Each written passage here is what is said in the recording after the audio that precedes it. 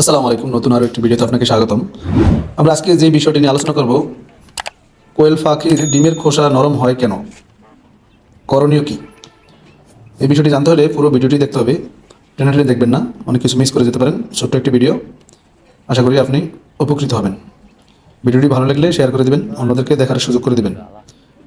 আমার চ্যানেলটি সাবস্ক্রাইব করা না থাকলে চ্যানেলটি সাবস্ক্রাইব করে নিতে পারেন, একটা লাইক করে দিবেন। তো বিষয়টি শুরু করি।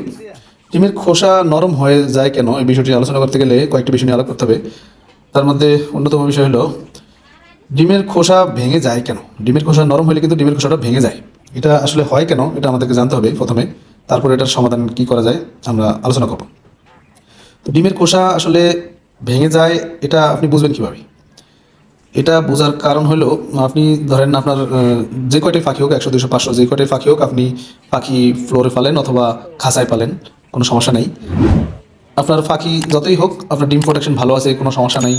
আপনি 80 85 90 95% ডিম পাইতেছেন, ভালো, কোনো সমস্যা নাই, আপনি খুশি আছেন, আপনি ডিম বিক্রি করবেন।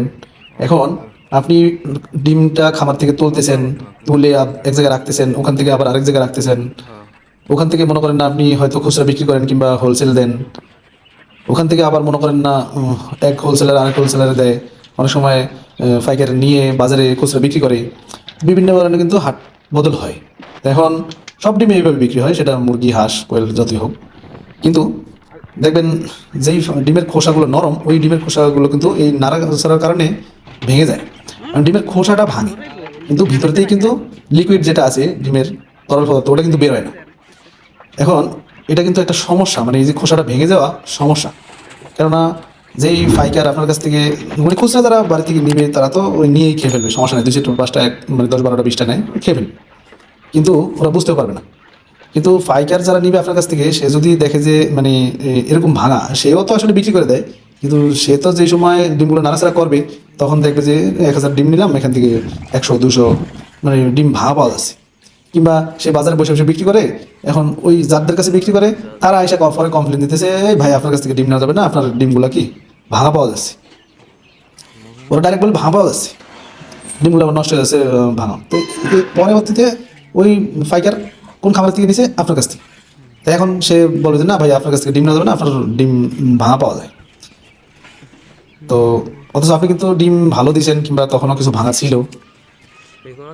তো এই ভাঙাটা আসলে কেন হয়?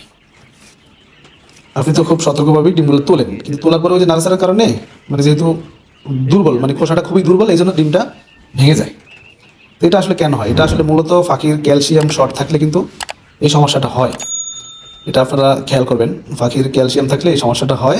মানে ক্যালসিয়াম, মানে এই যে শর্ট কীভাবে আমরা পূরণ করব, এটা মেডিসিনের মাধ্যমে করা যায়। আমরা জানি পাখির জন্য আমরা কয়েকটা ক্যালসিয়াম ব্যবহার করি।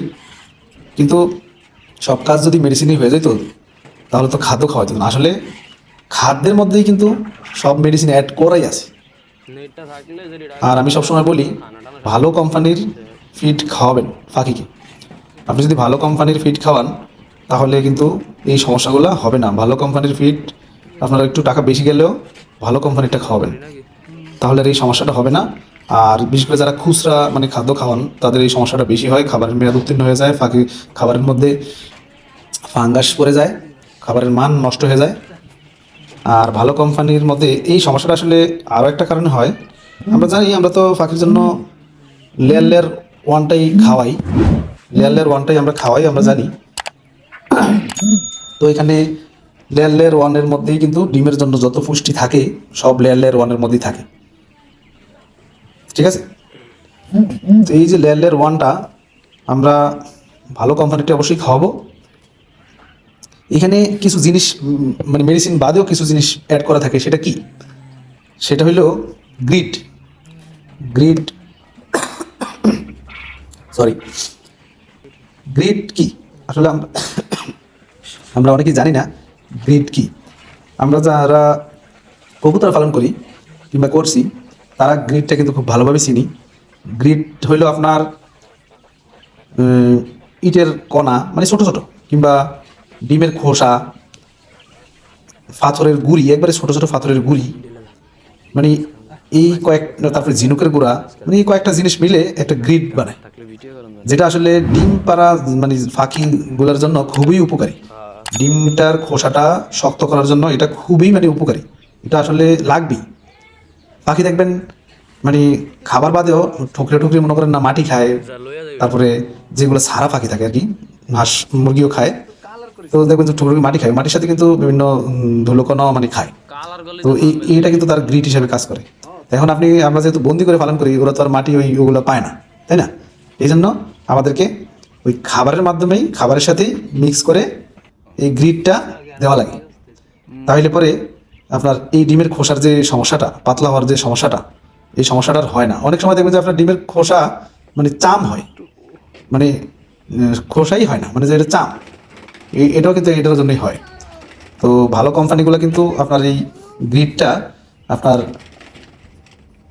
করে খুব মানসম্মত, এবং যতটুকু দরকার ওরা খুব ভালোভাবে ওটা অ্যাডজাস্ট করে, মানে মিশায়, তারপরে ওটা বাজারজাত করে।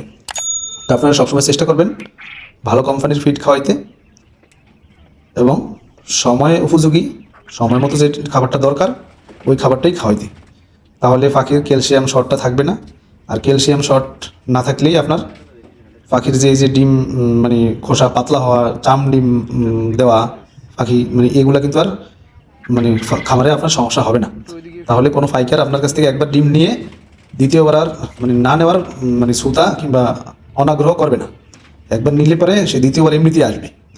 আপনার যদি ডিমের সাইজ, ডিমের মানে খোসা ভালো থাকে, সব কিছু যদি সে পারফেক্ট পায়, সে কিন্তু আপনার কাছ থেকে বারবার আসবে, এবং দাম যদি বেশিও দিয়ে নেওয়া লাগে তাও আপনার কাছ থেকে নেবে।